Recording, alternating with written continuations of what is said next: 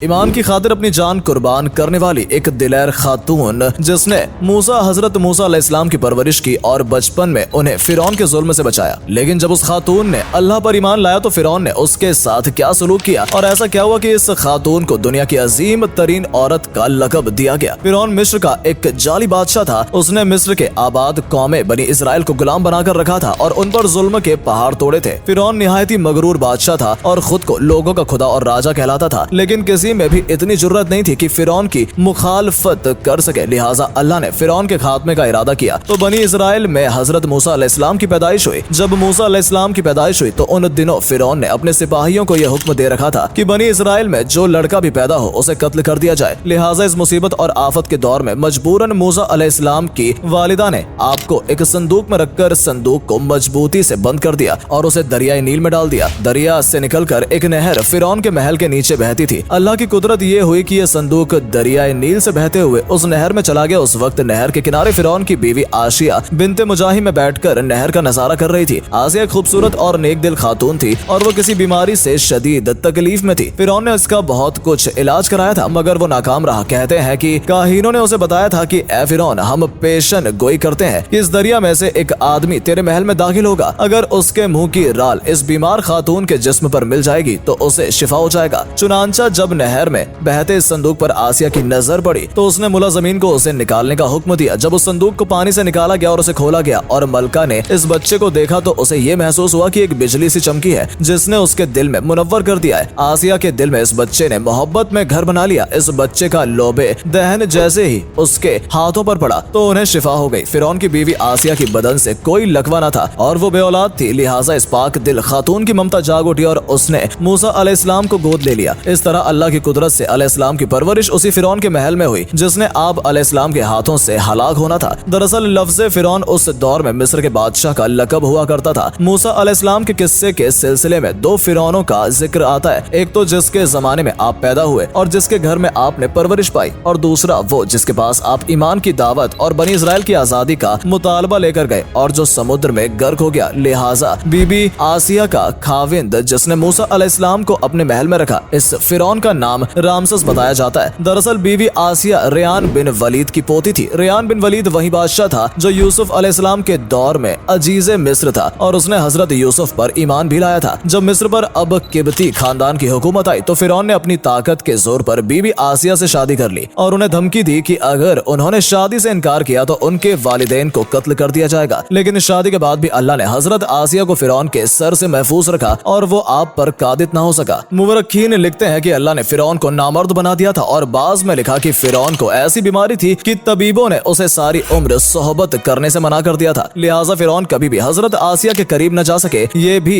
अल्लाह की एक हिकमत थी ताकि बीबी आसिया फिरौन के नापाक जिस्म से महफूज रह सके। बहरहाल हजरत मूसा की परवरिश फिरौन के महल में किसी शाही फर्द या शहजादे के मानिंद हुई। हर तरह के आराम आपके लिए दस्तयाब थे, लेकिन किब्तियों के दरमियान जिंदगी गुजारने के बावजूद मूसा अलैहिस्सलाम फितरी तौर पर उनसे मुख्तलिफ किरदार के मालिक थे। हजरत मूसा फिरौन के गुरूर तकब्बुर और खुदाई के दावों को नापसंद किया करते थे और हमेशा तौहीद के मुताल्लिक वाज़ेह बात किया करते थे जो फिरौन और उसके दरबारियों को नागवार गुजरती थी। बहुत जल्द वो वक्त भी आ गया जब अल्लाह ने हजरत मूसा अलैहिस्सलाम को नबूवत अदा की और आप फिरौन के दरबार में इस्लाम की दावत लेकर तशरीफ लाए। उस वक्त फिरौन के मुतालबे पर जादूगरों और मूसा अलैहिस्सलाम के दरमियान सहर का मुकाबला हुआ जिसमें हजरत मूसा की असा हकीकी सांप में तब्दील हो गई और जादूगरों पर हक वाज़ेह हो गया कि ये अल्लाह के सच्चे रसूल हैं जिन्हें हमारी हिदायत के लिए भेजा गया है। जबकि फिरौन अपने अना और गुरूर पर कायम रहा और मूसा अलैहिस्सलाम के दावत का इनकार कर दिया। इसी दरबार में बीबी आसिया भी मौजूद थी। लिहाजा आपने जब ये सनसनीखेज मंजर देखा तो आपके दिल में फिरौन हक का नूर चमक उठा और आप मूसा अलैहिस्सलाम पर ईमान ले आए। बीबी आसिया फिरौन मिस्र की बीबी और मलका थी। आपके पास मालो दौलत की कसरत थी, लेकिन इसके बावजूद आप गुरु और तकब्बुर का शिकार नहीं थी, बल्कि आपका दिल गरीबों की मोहम्मद से सरशार और उन पर मेहरबानी के जज्बे में मासूर था। आप दिल खोलकर उन पर सदका व खैरात किया करती। इसी वजह से आपको उम्मुल मसाकीन यानी मिस्कीनों की माँ भी कहा जाता है, क्योंकि बीबी आसिया अपनी शौहर रमसेस के मजालिम को भी खूब जानती थी, इसलिए अपने ईमान का इजहार न किया। आप छुप छुपा कर एक अल्लाह की इबादत किया करती और अल्लाह से ये दुआ किया करती कि ए अल्लाह, मुझे फिरौन और उसके अमल से निजात दे,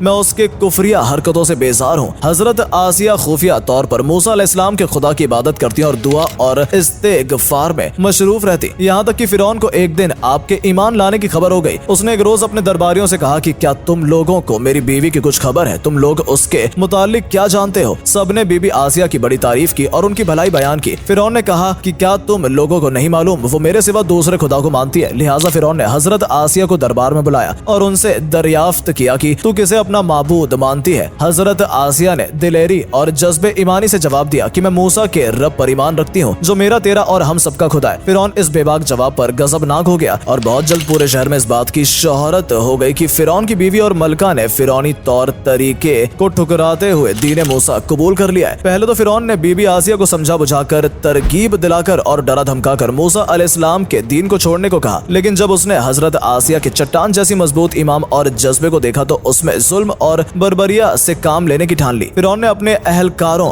को हुक्म दिया कि आसिया को तपते हुए रेगिस्तान की धूप में लेटा दिया जाए, लिहाजा आपको शदीद गर्मी में रेत के तपते मैदान में छोड़ दिया गया। फिरौन उस जगह दौरा करता रहा और कहता रहा कि अब तू बाज आ जा, अगर तूने मेरी बात मान ली तो महल की शाही जिंदगी और आराम तेरी मुंतजिर है। मगर हजरत आसिया पर इसका कोई असर नहीं हुआ, क्योंकि आपको जन्नत के उस लाफानी मोहल्लात पर ईमान था जो अल्लाह ने उन्हें अतः करने का वादा किया था। जब फिरौन ने हजरत आसिया की साबित गर्मी को देखा तो उसने आपको शहीद करने का फैसला कर लिया। उसने अपने सिपाहियों को हुक्म दिया कि बड़ी से बड़ी चट्टान कहीं से उठा लाओ और आसिया को चित लेटाओ और वो चट्टान उस पर गिरा दो। लिहाजा जब ये लोग पत्थर लाए और हजरत आसिया को लेटाया गया तो आपने आसमान की तरफ निगाह उठाई तो परवरदिगार ने हिजाब हटा दिया और जन्नत को और वहाँ जो महल उनके लिए बनाया गया था उसे उन्होंने अपनी आंखों से देख लिया। आखिरकार उस पत्थर को आप पर गिरा दिया गया और आपके रूह प्रवास कर गई। हजरत आसिया के फजाइल हदीस मुबारका में कुछ इन अल्फाज में आए हैं कि रसूलुल्लाह सल्लल्लाहु अलैहि वसल्लम ने फरमाया, मर्दों में से तो बहुत से दर्जाए कमाल तक पहुंचे, लेकिन औरतों में से सिवाय फिरौन की बीवी आसिया और ईशा अलैहिस्सलाम की वालिदा मरियम बिन्ते इमरान की और कोई औरत दर्जाए कमाल तक नहीं पहुंची। इस तरह एक और रिवायत में आता है कि आप रसूलुल्लाह सल्लल्लाहु अलैहि वसल्लम ने फरमाया कि जन्नती औरतों में सबसे अफजल खदीजा फातिमा बिन्ते मोहम्मद और फिरौन की बीवी आफिया बिन्ते मुजाहिम और ईसा अलैहिस्सलाम की वालिदा मरियम बिन्ते इमरान है। एक रिवायत में आता है कि बीबी आसिया का निकाह जन्नत में हजरत मोहम्मद सल्लल्लाहु अलैहि वसल्लम से होगा। लिहाजा रिवायत है कि रसूलुल्लाह सल्लल्लाहु अलैहि वसल्लम ने फरमाया, जन्नत ने मेरा निकाह मरियम बिन्ते इमरान मूसा की बहन कुलसुम और फिरौन की बीवी आसिया के साथ होगा। हमने देखा कि हजरत आसिया ऐसी हुकूमत के साथ ऐसे दरबार के अंदर इस कदर मालो दौलत, एतात गुजार गुलाम और कनीजों के साथ में एक बेहतरीन जिंदगी थी, लेकिन उन्होंने हल को कबूल किया और मूसा अलैहिस्सलाम के दीन ईमान ले आई। हालांकि उन्हें मालूम था कि ईमान लाने की वजह उनकी तमाम खुशियां और मकानो मन सब छीन सकता है, यहाँ तक कि जान भी जा सकती है, लेकिन अपने हक को कबूल किया और अपने अमाल पर तौबा कर ली।